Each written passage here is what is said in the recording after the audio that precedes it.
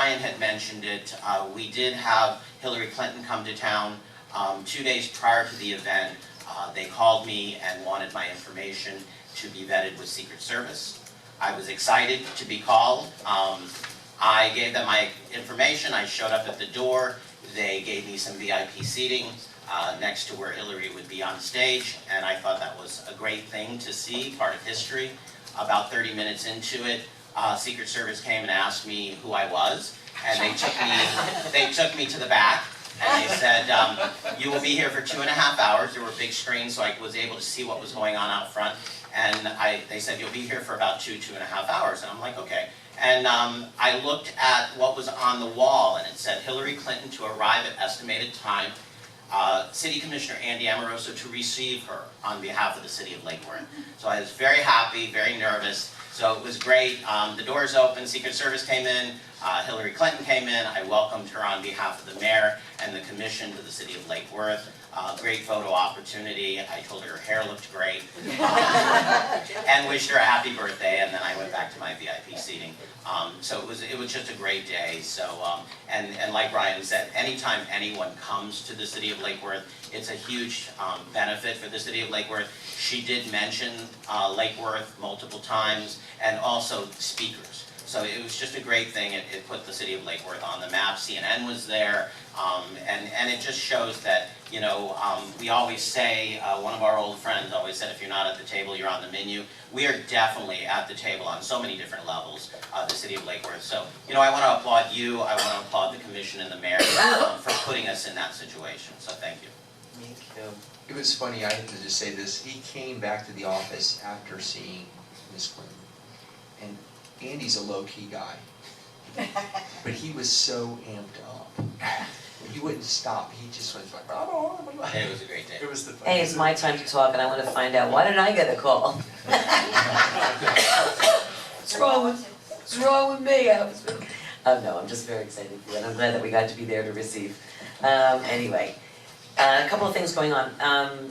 First of all, today I met with the mayor of St. Mark. Came into the office today. It's funny learning how the political climate is in Haiti itself. You know, there's a lot of different things, and we were trying to find out back in 2011. We were trying to get our ambulance off the docks there and get it to where it needed to go. This is several years ago. It became the ambulance story over and over again every year. How are we going to get this ambulance off of here? And so all these mayors of St. Mark kept coming to visit me. One's name, just for lack of a, one's name is Bill Smith. Yeah, I'm the mayor of St. Mark. All of a sudden, a month later, then James Brown would come in to see me, and I'm the mayor of St. Mark. It was like, so I finally got, then another guy came in, I'm the mayor of St. Mark. I'm like, would the real mayor of St. Mark please stand up?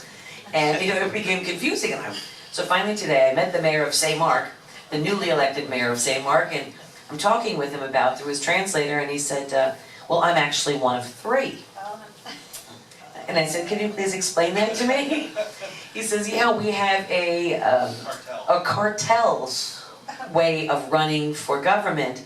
A cartel of 3 runs against other cartels in Haiti. So there are actually 3 members. There's a first mayor, a second mayor, and a third mayor. So here all the time I thought they were fooling me, that they were all pretending to be mayors. They probably all were the mayor at that time.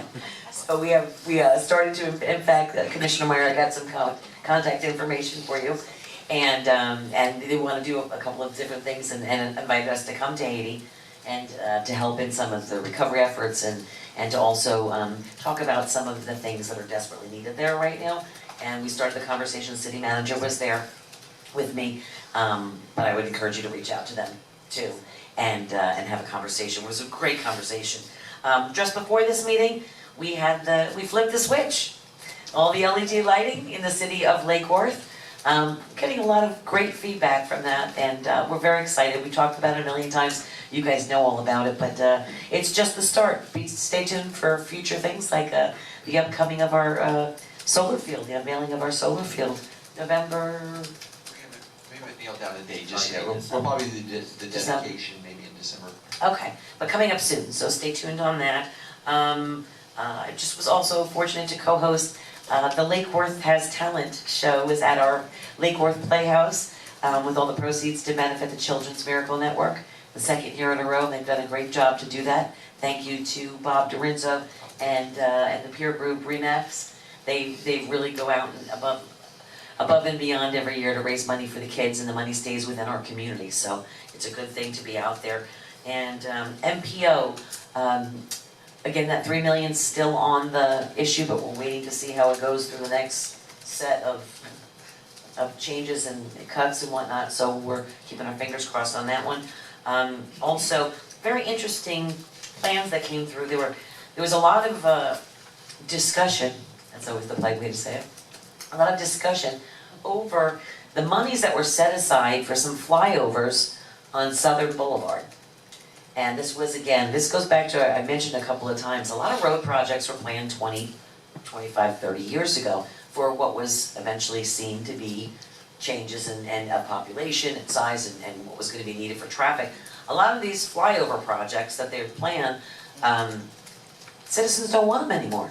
You know, they've already got the 95 exchange there, you've got the east-west connector there. There isn't so far enough, there was a lot of debate over, is there really enough traffic? Yeah, maybe in rush hour, but do you ever see traffic on Southern Boulevard east to west in other non-rush hour times of the day? It hasn't reached max capacity. I mean, so they were going back and forth, but there was a lot of discussion on putting a halt on that moving forward. But the part that I thought about for us is several presentations were brought forward on new complete streets kind of projects in different municipalities, and the benefits of covered bicycle paths, the controlled bicycle paths that actually have a buffer zone, they're buffered paths, and a couple of different things. They're coming forward when we start to talk about maybe some of the different types of programs. There's a lot of different options for something, say, a difference between our local streets and something like a Dixie Highway corridor.